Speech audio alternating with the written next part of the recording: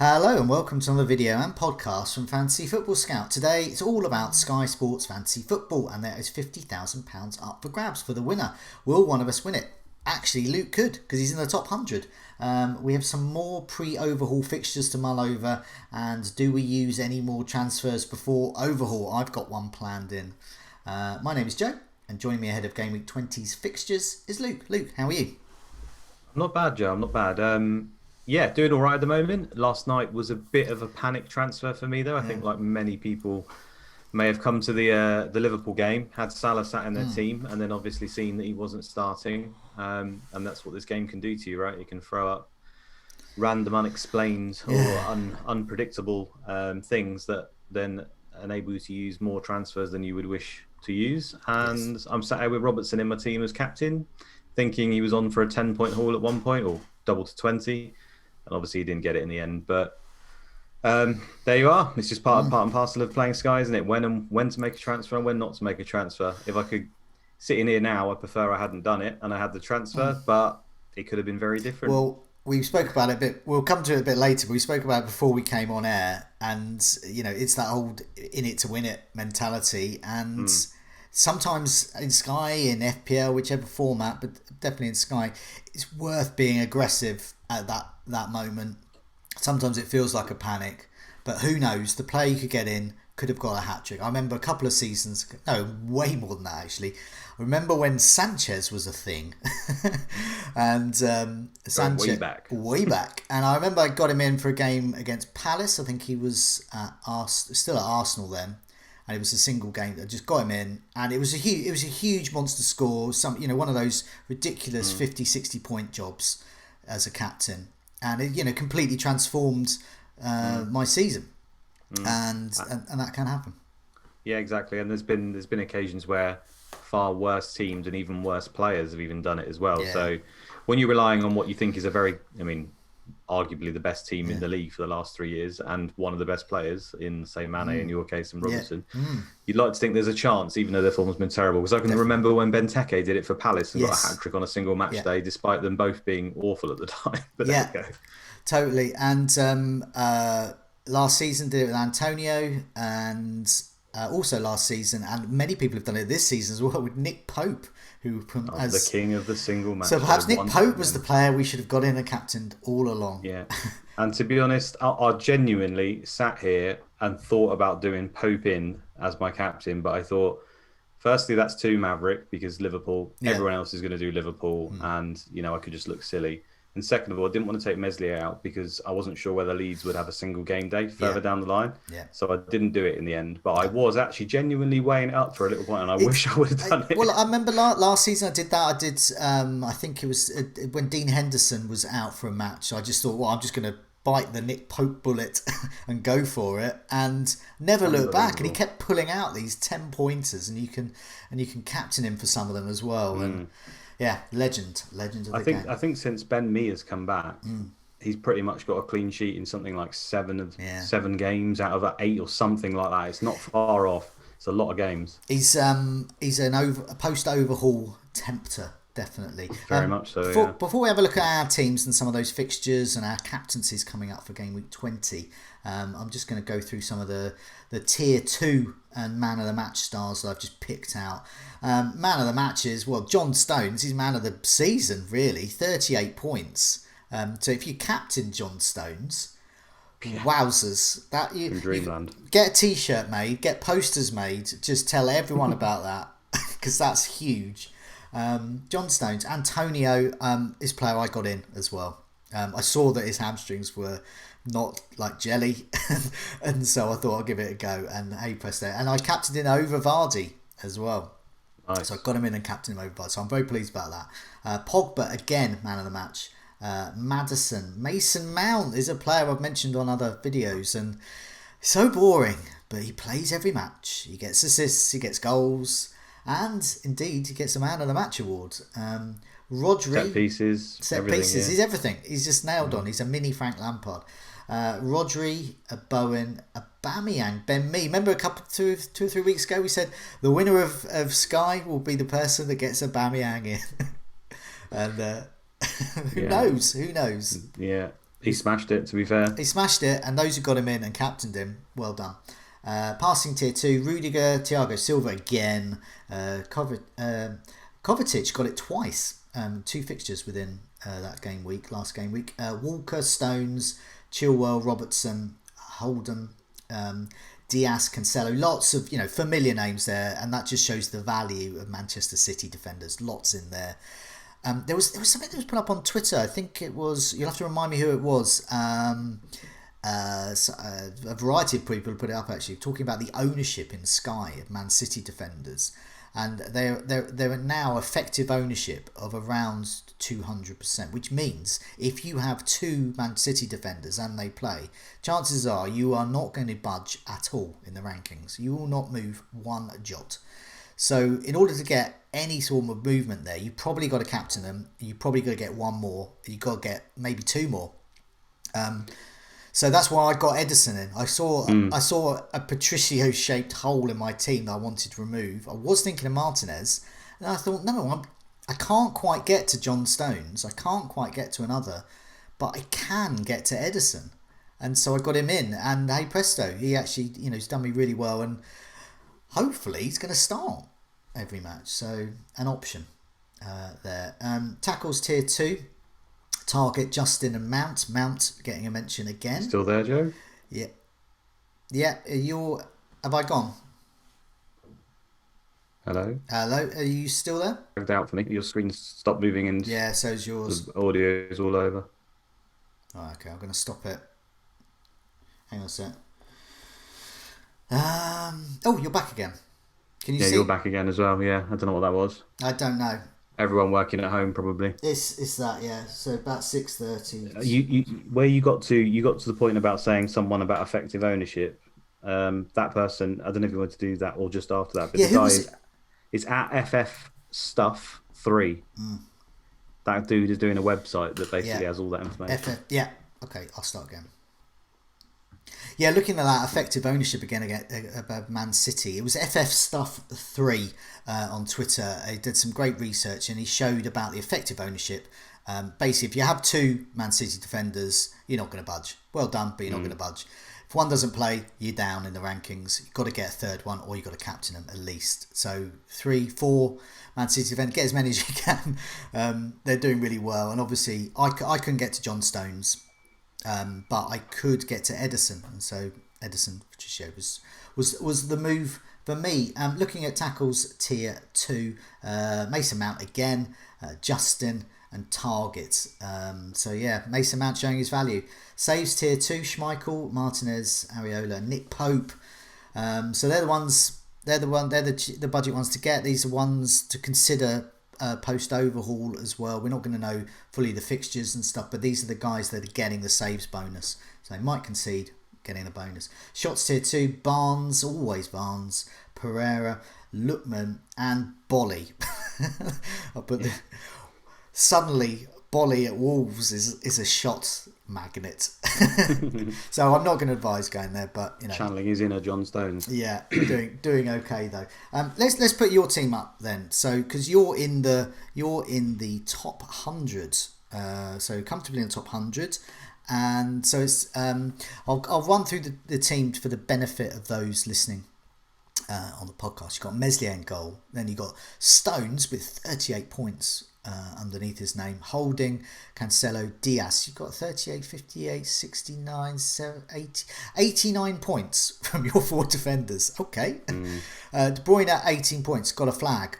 So got some questions on that later. Antonio, 32 points. El Ghazi, 1 point.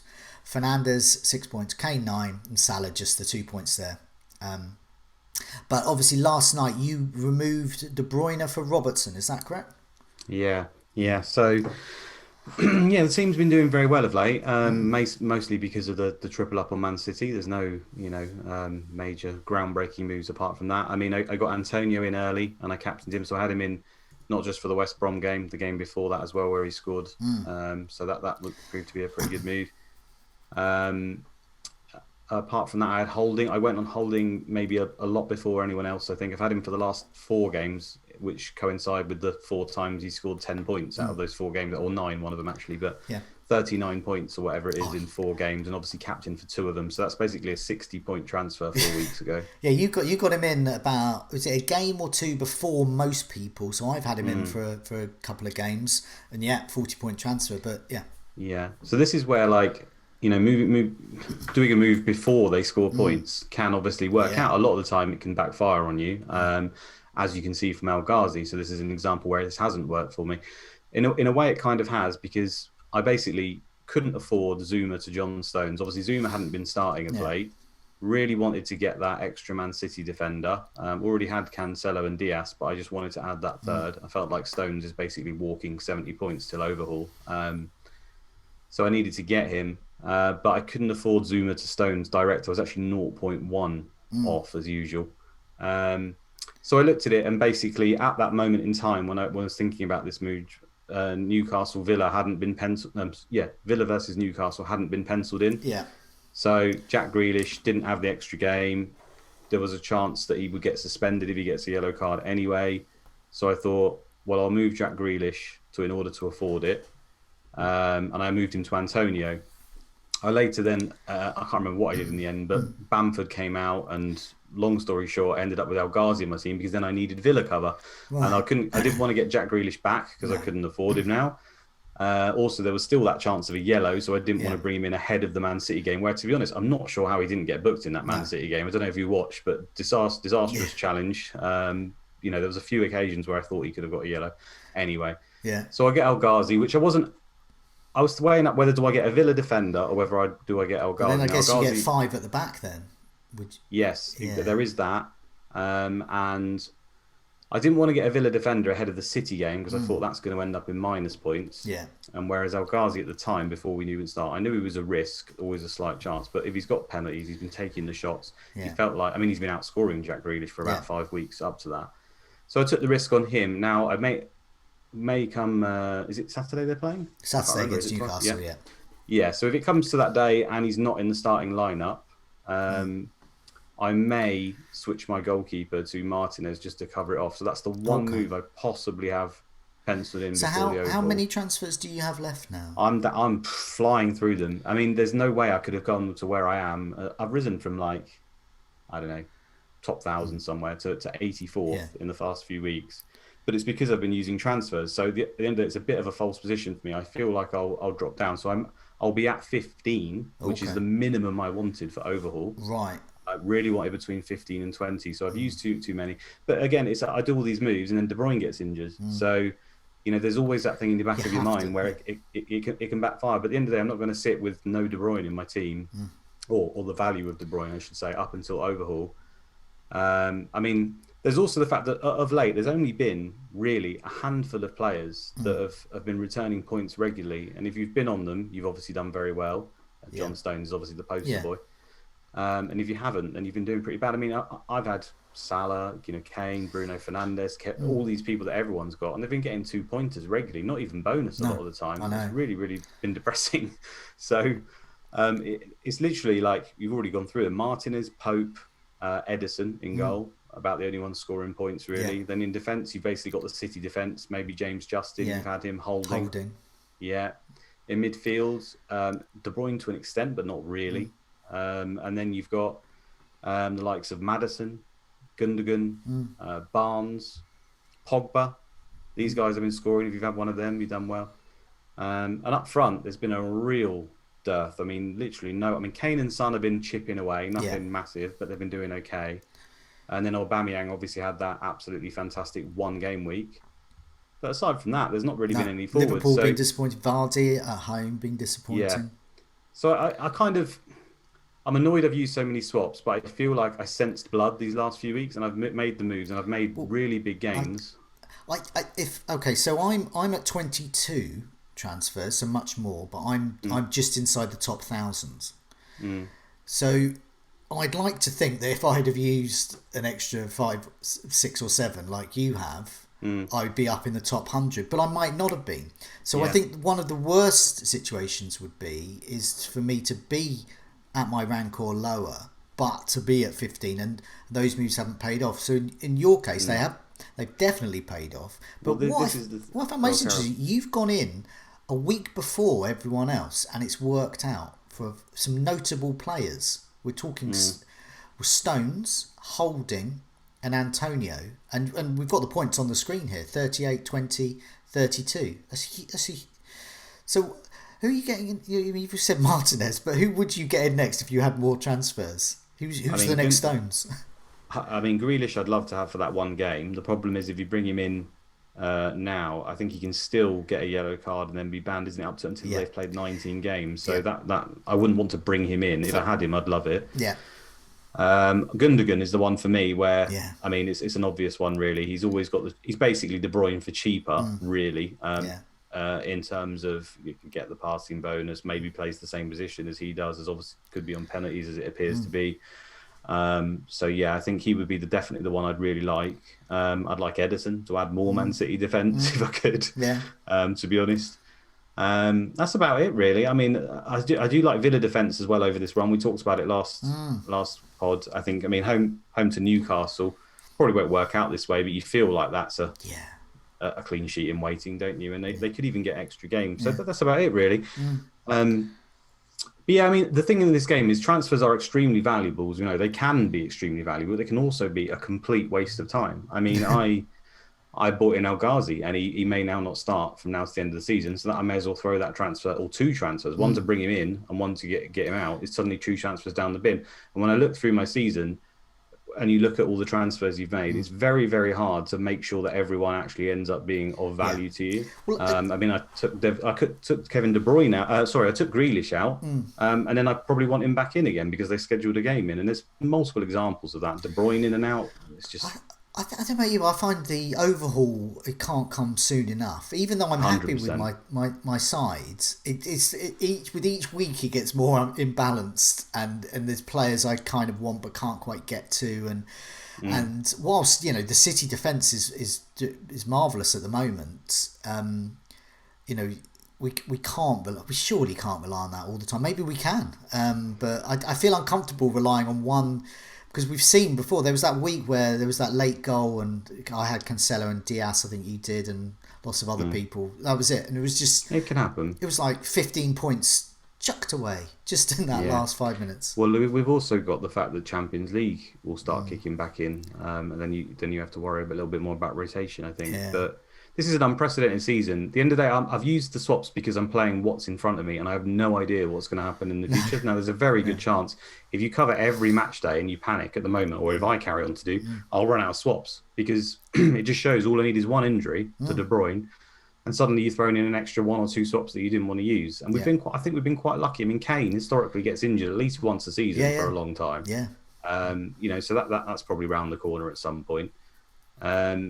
Zuma suddenly just doesn't play in the starting 11. There's so many things you can't predict. So, I would like to have more, but I've kind of just rolled with what's in front of me, and I'll just have to hope that I get a little bit lucky in the back stages of the overhaul. And to be honest, picking the correct overhaul team is going to be so key, because there is a good chance that if you pick that team correct, or get lucky when you pick it, I should say, because we don't know what's coming up, then you might not need to use that many transfers. And I think the real decision will come down to is how many Man City players do you want in your overall team? I think it's literally come down. Some people are going to go the three Man City at the back in defence, Cancelo, Diaz, Stones. They're going to have Ederson as well, 4. And then they might have Gundogan or De Bruyne might be back at that time. So you could have 5 or even 6. Now, that's going to limit you captain day-wise. But then there's an argument to say, does that matter? If you miss a few captain they get clean sheets every day, and at least one of those defenders gets an assist or a goal or a man of the match, that's huge every week. That's just foundation for a great score. Exactly. So I could, with limited transfers myself, say, well, I'm not going to play the transfer game. I'm going to play the Man City game and basically pick every Man City player, leave them in, and not rotate transfers, and even ignore some captain days. Now that could massively backfire. Last night it didn't backfire. Salah and all the people we brought in, Robertson, etc., Thiago, they didn't really do anything. On another day they get a hat trick. It's part of the game. It's just a little bit of luck involved. I mean, the way we talk about transfers, so bring on to my team, because my move, which was KDB to Mane, is part of a daisy chain move in order to get Kane in at some point. And there's method to this madness. So I'll put my team up, and explain it. So I've got Ederson in goal, not Patricio for first time in months. Yay! I've got Holding, Cancelo, Diaz. There's still Dallas there. So I no longer have Bamford, and I've Dallas and Holding. Not overly enjoying that, but then I've invested up top. So I've got Antonio, Grealish and Fernandes. Grealish I just hung on to because I haven't used that many transfers. And up front, I'm keeping Vardy, and I'll explain why in a minute. I'm keeping Salah, and I got Mane in for De Bruyne. Now, the method here is that Mane has 2 games to Spurs' 1, and that includes a potentially good game against Brighton. Then, conveniently, Spurs play a single match day against Chelsea, which is after that Brighton-Liverpool match. So on the Wednesday, 3rd of February, Liverpool against Brighton. So that's my 2 Mane and Salah double-ups. Now, they're awful form at the moment, so maybe that's a huge mistake, but you never know. I'm going to probably... I'm looking at potentially captaining a Liverpool player against Brighton that day, potentially. But of course there is I have other options as well, but then I can move to Harry Kane. So I have enough money to move Mane. I've got like 0.2 or something in the bank. I've got enough money to move either Salah or Mane to Kane or Son, whichever is fit and working, and then that's my final move pre-overhaul. And then I'll have Spurs against Chelsea not in the best form at the moment, and then Spurs against West Brom. That's a captaincy shout. And I'll still retain a bit of Liverpool coverage as well if I need it. Now, a lot of people will just move from Salah to Kane, I would imagine, or they've already moved from KDB to Kane, or they're thinking of doing that. So, or rather, they've already penciled in that move. So I think they're the options there. So I'm covered for the captaincy. So I have a vague plan. I'll be down to, if all goes well, pre-overhaul, down to 21 transfers. And I'll end up with a front line of a Liverpool attacker, Vardy and Kane. So a lot of people have dumped Vardy at the moment. Now, he's played a lot of home games recently, but he's also got a lot of away games coming up. So 3 of his next 4 games before overhaul are away, and his only his only home game is against Leeds. So he's got some really good fixtures coming up. And yeah, he's been getting the chances. So this is the research I did. I was having a look on Fantasy Football Scout's comparison tool. It's quite simple there. I just keyed in average for home matches, average for away matches. And as we can see here, in terms of the various metrics we use, he's pretty much getting on for almost double the player away from home. We can see his heat map here. And it shows he's actually more active at home. He's actually getting more shots at home. But it's the quality of those shots. It's the chances he's taking. And if you think about Vardy's, the way he's always been great in a counter-attacking side, which is good away.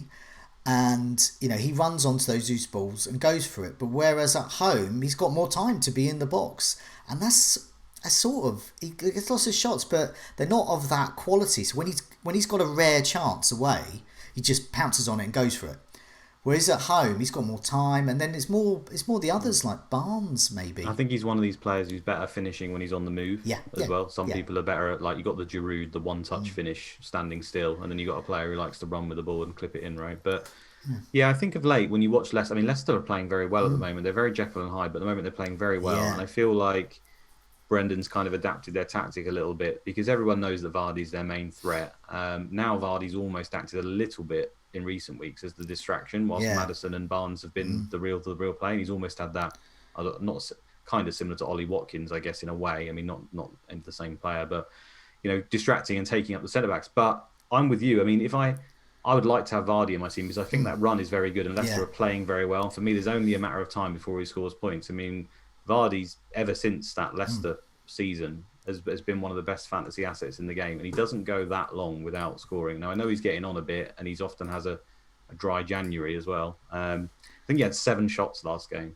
I mean, surely it's only a matter of time. I mean, there's players out there like Salah and stuff who just doing nothing for like 7 weeks. So I don't really see it as a risk. His ownership is plummeting. He's down to 21% of top 1K teams have him. So I'm in the top 1K. So that means I'm great. I mean that's what I want. So I'm in a very nice group of players there who got him. So if he does kick off and he is a good captaincy option and he can score, say, a brace in some of these on paper quite easy away matches, and as we can see from the picture I got up on the screen, his heat map, and it shows that, you know, away from home he is potentially a better option. Some of those stats were in terms of these are averages for each match. So his goal attempts is edging towards 3 on average in home matches, and it's around 2 in away matches. But in terms of big chances, he's less than 1 on average at home. But he's getting on for 1.5 for every away match. His big chances scored. He's scoring a big chance every away match on average.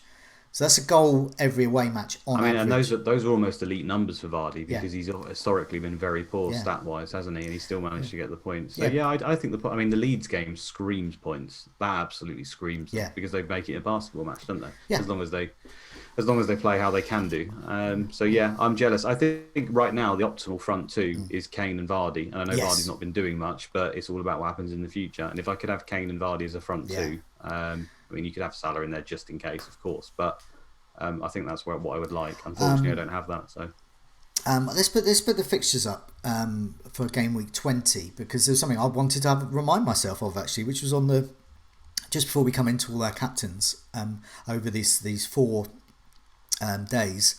On the Thursday, the 28th of January, the final day of this game week, Tottenham against Liverpool at 8 o'clock. So we'll have the team news. So Salah was benched this time around. Will Mane be benched next time around? So if either of those two are benched, I'll just move to Kane. I'll just do that move early and just hang it and just go for that. But if they're both playing, you know, I'll captain one of them and go for it. I don't know which one's going to do well. I mean, maybe I should get Kane and captain. If I think right now it's got to be Kane for that game. Yeah. Liverpool haven't scored in about 8 months. So maybe I'll do that. Maybe my elaborate plan to get that extra fixture, that Brighton game for Mane and Salah, is, you know, I should just go for Kane and just go for it, and I've still got whichever Salah or Mane for that Brighton game. But I don't know. Options, flexibility, choices. In terms of the fixtures, we've got Villa against Newcastle on a Saturday. El Ghazi, in your case, Grealish for me. Yeah, unless he doesn't start, and then I might move to Martinez or Cash. I think Cash is due a haul at some point. Gets tackle bonus against Newcastle. I expect him to be right up the pitch. Could get an assist. Newcastle attack and away is absolutely atrocious at the moment. On the Tuesday, the 26th of January, Palace against West Ham, Newcastle Leeds, Southampton Arsenal, West Brom against Man City. So it was in my head going to be KDB, but now I'm thinking Antonio, because I'm going to know the team sheet. Yeah, that's a good shout. Antonio's a shout. Bamford's obviously a shout, playing Newcastle. Yeah. Dallas is a shout. Dallas will get passing in that game. He could be playing in midfield. He could end up having shots. Honestly, Dallas could come up with a massive haul in that game. Yeah. I don't have him, so I'm scared of that. Also, I mean, there is a very obvious pick, and it is just Mr. Diaz or Stones. Because they're probably on for a 10-pointer again. What stops me for that, I think, yes, you're right, it looks like a 10-pointer, is because it's the final fixture. I don't know the team sheet, and we have cup games coming up, and Pep Guardiola has hinted that, you know, we'll need all the squad. He's talked about Laporte getting minutes. He's talked about Ake as well. So I'm not sure. I'm not confident enough with Cancelo. I mean, Ederson is an option. I think they'll start. I think they'll start. I think if I was going to go down that route, I would just go Ederson. But I mean, Antonio against Palace. Ooh. Yeah, that's got to be. It's fine. It's just that you obviously need Antonio to score to be on 8 points, and then obviously if he gets shots on target, he can match. Then obviously man of the match stuff, obviously he could do more. But you feel like Diaz and Stones start at the base of almost 10. So that's the thing for me, and I feel like that's why I'll probably go for one of them and just hope they start. I would have thought they would. You would have thought. I mean, Diaz would be the one I would go. I don't have Stones, so Diaz. If I thought that way, If I wanted to play it safe, Ederson. Yeah, Gundogan's also an option. The only thing I suppose that you could bear in mind is that we haven't seen Man City play without De Bruyne yet. Now, in the past, Yeah. I know they won the season without De Bruyne. They won the league without De Bruyne one season, but then the next season they couldn't play a game without De Bruyne. If he wasn't in the team, they were truly awful. Now, I don't think they'll slip back into that because they're looking too good at the moment, but you never know. Yeah, I know. I don't know. I mean, I'd like to see. Yeah, there's a lot of unknowns there for me, and I'm not. And Antonio. Oh, I don't know. With Palace, just to mention, their defense hasn't been great. They suck. But of late, Mitchell coming in has helped them. So they've gone. We did a Whipping Boys table on our captaincy video earlier this week, and where Palace were the worst, they're now sort of edging towards sort of mid-table and amongst the better sides. So Mitchell has helped, but yeah, I mean, I just got to favour the attack, haven't you? You know, only live once. He hasn't had a penalty yet either, so you could get penalties in that game. So many good options on that day, actually. Yeah, moving on to the Wednesday, Burnley against Villa, Chelsea against Wolves, Brighton against Fulham, Everton against Leicester, Manchester United against Sheffield United. I mean, Fernandes is the sensible play, and I'm just going to do that probably. But there are other options. Yeah, I think it'll be Bruno. I mean, he's looked fairly tired of late, not been getting the points, but it's the same reason why we captain Kevin De Bruyne nearly every single week, and Bruno Fernandes nearly every single week. Is it just takes a split second, and suddenly they're on. Yeah, they're these players, as we've talked about before, that can routinely hit ridiculous hauls, hit all the tiers, hit everything out of nowhere. They just you don't even see it coming sometimes, and it just happens, and it's that fear factor. I mean, so as a result, I'll probably be on Bruno Fernandes. We have to remember we're only halfway through the season, so I don't think you need to start being crazy and being different yet. I think Bruno Fernandes, as he's 98% owned in the top 1K. Yeah. So there's going to be that many people. I mean, nearly everyone's going to have him captain. But yeah, there's Vardy on that day. You've got Lookman from Fulham. You could even go. If Zuma was in the starting lineup again, home to Wolves, that looks a decent shout. You've got Grealish playing Burnley. If he hasn't been suspended, you'd expect him to be on the ball all the time and in the frame for man of the match again. There's lots of options, but it's Bruno Fernandes. Yeah, it's got to be. Yeah, it's on the Tuesday because with no KDB, we can go for a Man City defender, Antonio, Bamford, those types of players. But yeah, if Fernandes is playing, then the others have got to have a really good fixture to compete with that. Or Pogba. Have you got Pogba? Pogba was really, really coming in. And I remember a couple of seasons ago, he was great this time of year. I mean, it went off the boil, but it was great for a period. I remember last week we had a question from someone saying, should we get Pogba? And I basically said no. And he's done well since, so I apologise. Yeah. But I'm still not 100% on him, but he's definitely playing well at the moment. Yeah. And the only thing for me is that Gundogan is basically the same player for cheaper, as if he plays the similar sort of role, is more likely to get passing bonus, and has penalties. So I feel like out of the two, I would go for him. But sometimes it's not a straight choice between two players. Get them both if you can. And we've already talked about that final game, Tottenham against Liverpool. I mean, Kane, possibly Salah, Mane. I'm not sure yet. When I get to that day, it's funny when you get to these days, and it's like now I'm thinking, I'm going to go into with Salah, Mane, no Kane. Now, and then as soon as I get to that day, I'll start wavering, and I'm sure I'll get Kane in. But that Kane in is my final move, so fingers crossed everyone you just know how fantasy football works, right? Where Liverpool haven't scored in like 5 matches. They've played the likes of West Brom and just shocking teams. They've had like Burnley, like loads of fantastic fixtures. And then no one's going to captain anyone. No one's going to captain. I mean, Salah has literally scored. Let me just go back to it. He has scored 2 points versus West Brom, 2 versus Newcastle. I'm not even shocked here, and this is Salah. 2 versus West Brom, 2 versus Newcastle, 2 versus Southampton, 2 versus Man United, 1 versus Burnley. Okay, that's like, 9 points in 5 weeks with some great fixtures. And you know how fantasy football works. He turns up away to Spurs, and there we go. And they score 5-0 and he gets a hat-trick. Yeah, last season, it was an easy choice for people because we have Van Dijk. Last season, I remember I just ditched Salah and we just went for Van Dijk, captain him. You haven't really got that with Robertson, and you can think you get some points, but it's not Van Dijk quality points. The attacking points are just. I mean, Robertson, as we've talked about, he needs to get those assists added to make sure that he gets the value, the assists or goals. And at the moment, Liverpool can't score a goal for toffee. So how's he going to get any attacking returns? It's not happening. So ahead of Game Week 21, we'll be back for another video and podcast, and we will discuss some of the things in detail that we're just going to put up on the screen now. These are the long-term fixtures up until overhaul. So this encompasses Game Week 21 and Game Week 22, is that, and 23 as well, is that right? Or let's just give up on the Sky Game Weeks. We just call them FPL ones. 21, I think it's so much easier, isn't it? 21 and 23. No, 22. I'll get it right this time. Game Weeks 21 and Game Weeks 22. So this is like a sneak preview of the next couple of videos we'll do.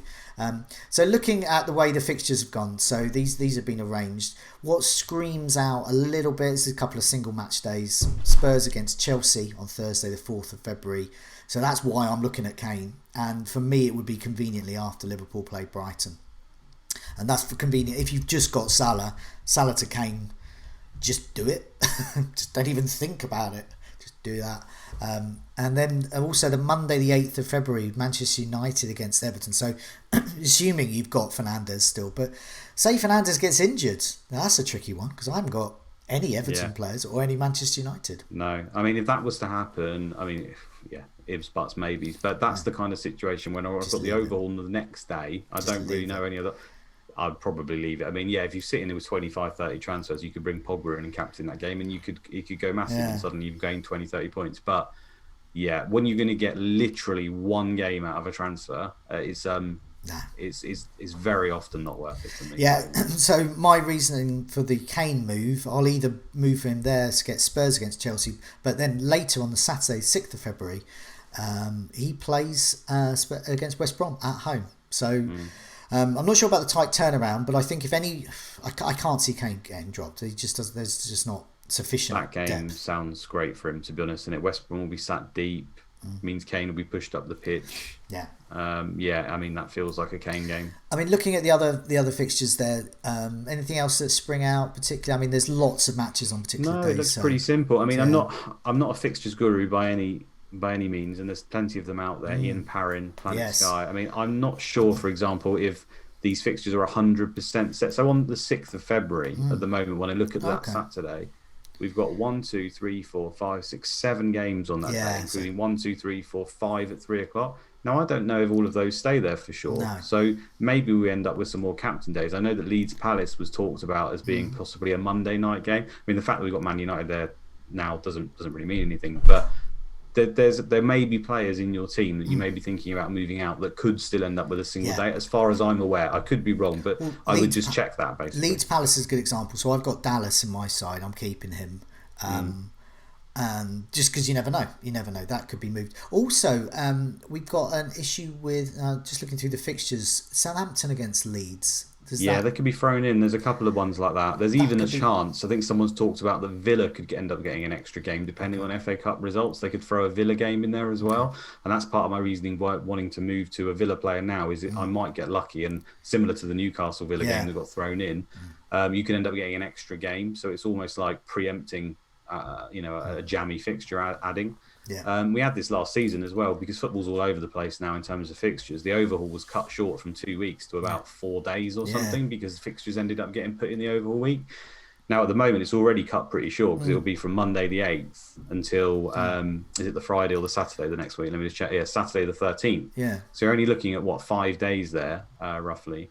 And then also we might end up with a fixture on a Tuesday or a Wednesday now. Yeah. We just don't. I mean, it's craziness. So you have to just be wary that any player you move out from a team obviously limits you captain wise, and that's, as we've already discussed, is going to be the big thing on overhaul is how many Man City do you go for, and every extra one you go is one less team you can cover. Yeah, I think for me, my early thoughts with Man City is I'm definitely looking at 2 defenders, and Ederson that's a given.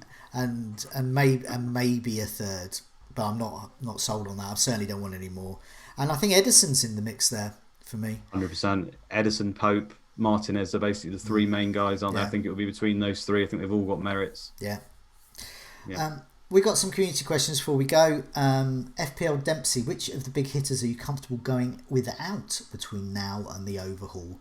Depends what you mean by big hitters. All of them at the moment. All of them. Yeah. I wouldn't be comfortable going out without Fernandes, as we explained. I wouldn't be comfortable going without Spurs for those post-Liverpool matches. But I am... I mean, even though I've got Mane and Salah, I'm actually quite comfortable being without either of them. Yeah. So I think them. Yeah, for me, it's probably Kane is the one I wouldn't want to go without.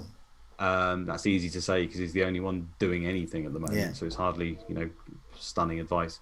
But Vardy's the one that worries me. I don't have him, and I consider him still to be a big hitter. The fact he's been absolutely rubbish beforehand doesn't really factor in for me. How many times have we seen that?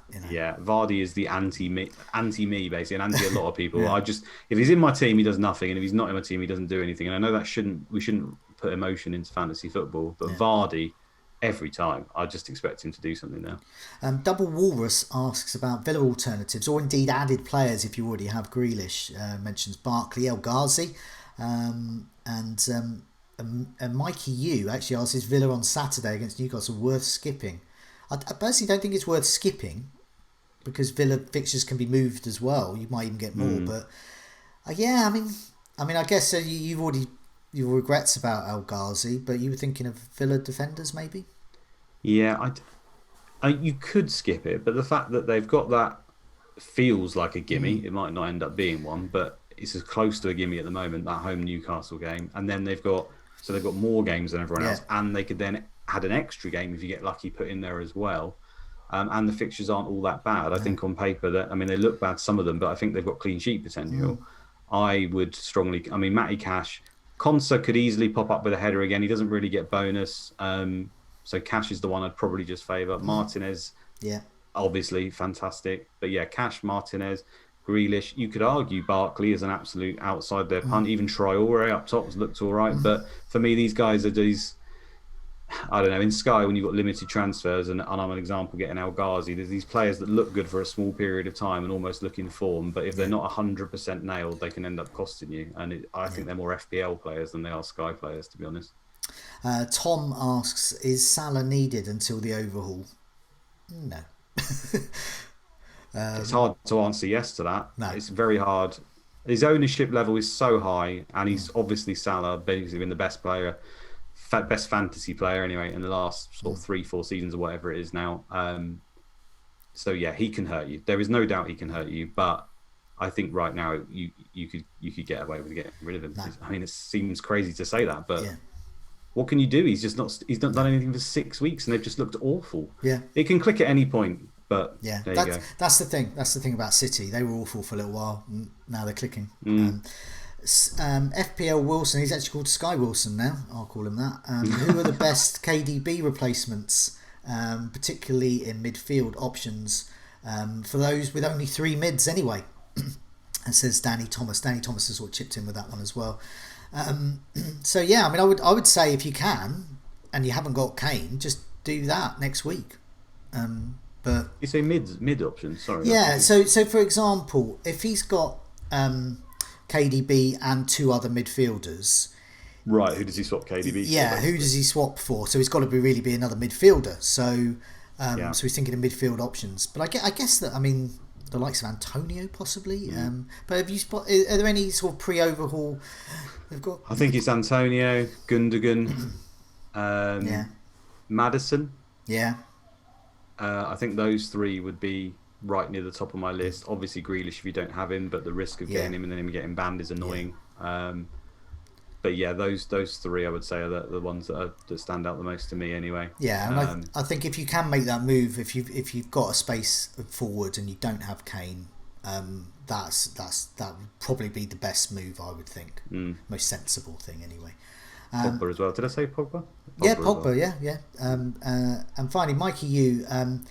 How many transfers pre-overhaul is good? Now he's got in his 2 teams, he's got 19 and 22, and he feels that 19 is on the low side. And he's got no Spurs coverage, so he's looking at using at least one to do that KDB to Kane move that we're just talking about. But I mean, you got 15, which is a bit less than you'd hope. But I've got 22, which is a bit more than I really should have. I guess 19 would be. Yeah. I think 19 now is good. It'll be bang on halfway virtually. Yeah. So for me, I mean, you have 40 transfers. Ideally, you want to be around 20, then, don't you? But I think 15 to 20 could be manageable because you get that wild card to almost fix your team. Yeah. But we just don't know how many. We've already talked. We just don't know how football's going at the moment with fixture changes, multiple captain days. I'd like more. To be honest, I think if Sky knew how football was going to be, they would have maybe given us 50 transfers. That would have been more useful because. Obviously, points are fun and interactions fun. Yeah. I think in hindsight, if they'd given us 50 or something like that, they keep the players engaged more often. I think that would help. Yeah, maybe that's something for Sky Towers to look into. But I think it needs to happen. For me, I hope to be at about 20 or 21. I probably won't. I might be a little bit below that, but I'm comfortable with that. I think in my B team, which I've sort of really ignored, but I've got Gundogan in at the moment. Which is I think it's about 18,000. I mean, I've really ignored that. Up until last week, it had 31 transfers. I'd only used 9, so I've used about 2 or 3 and clawed it up a bit to what it was. It was really horrendous a little while ago. So I think if you're looking at around 30, if you've got around 30 transfers, even though overhaul is coming up soon, have a look at some of those moves, especially if you're doing without Kane at the moment. I'd argue that's far too many if you've got that amount. I mean, you could have got lucky, but as we've already said in this pod, between 15 and 20 is fine for me, just in case things happen and to make a few tactical moves. But the value of a transfer can vary wildly. I mean, we saw Holding's got me like 60 points. Stones in like 3 weeks has got me like 40 or 50 or whatever it is. El Ghazi's got me 1. Do you know what I mean? So, transfers don't necessarily mean you get points. Yeah. Indeed. Great. Well, hopefully we've answered all of your questions there. So we've got lots to mull over still. Lots more moves potentially to make before the overhaul, and then when we get to the overhaul, that's going to be a big video and podcast as we mull over that. We won't have long to decide as well. But in the meantime, Luke, thanks so much for joining me, and good luck with your game week at Sky. You too, Joe. See you on the next one. See ya.